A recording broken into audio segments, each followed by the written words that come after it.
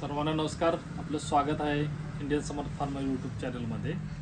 आज आपण एक वेगळ्या विषयावर थोडंसं बोलणार आहे. कारण काय होतं की ज्या वेळेला आपण फर्टिगेशन करत राहतो किंवा ड्रिप आपण करतो, ड्रिप केल्या काय आपल्याला जास्त प्रॉब्लेम्स येत नाहीत. पण ड्रिप करून ज्यावेळी थोडे दिवस झालेले असतात त्यावेळेला आपल्याला ड्रिप चॉकअपचा प्रॉब्लेम चालू होतो.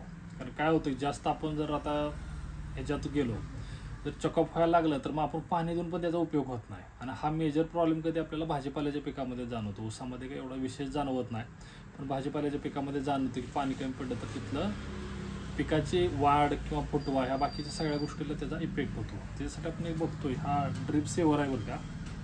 ड्रिप सेवर हा प्रोडक्ट आहे. तर ह्याच्यामध्ये कोणतंही फॉस्फरिक ॲसिड नाही असं, म्हणजे जे जमिनीला हानिकारक ठरतं. महत्त्वाचं काय राहतं की आपण फॉस्फरिक ॲसिड बऱ्यापैकी देतो. ज्यावेळी फॉस्फरिक ॲसिड आपण देतो त्यावेळी जमिनीला ते मारक ठरतं थोडंसं, कारण की तिथल्या जीवाणूंना ते प्रॉब्लेमॅटिक ठरतं. पण चालू पिकामध्ये आपण देऊ शकतो त्याला, पण ते देण्यापेक्षा हे दिलेलं कधीही चांगलं आहे. नाहीतर ह्याच्यामध्ये तेवढ्या प्रमाणामध्ये फॉस्फरिक ॲसिड नाही.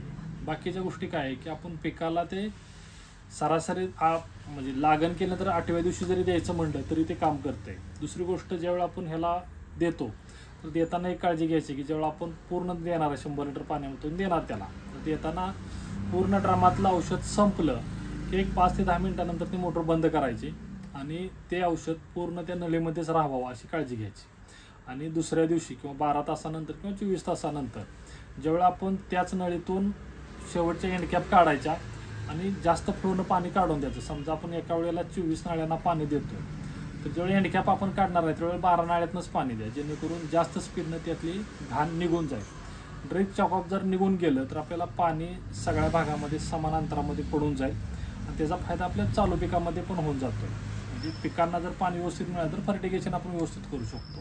त्यामुळे एकाही गोष्टी थोड्याशा अवलंबून आहेत. त्याच्यामुळे आपण ड्रिप सेवरचा वापर करावा.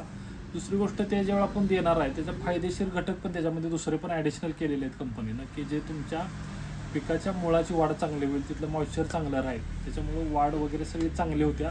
आणि एक वेळ तुम्ही वापरून बघा, 100% तुम्हाला त्या गोष्टीचा फायदा होईल. तरी पण साफ होईल आणि त्याच्या पिकाला पण बेनिफिट होईल. धन्यवाद.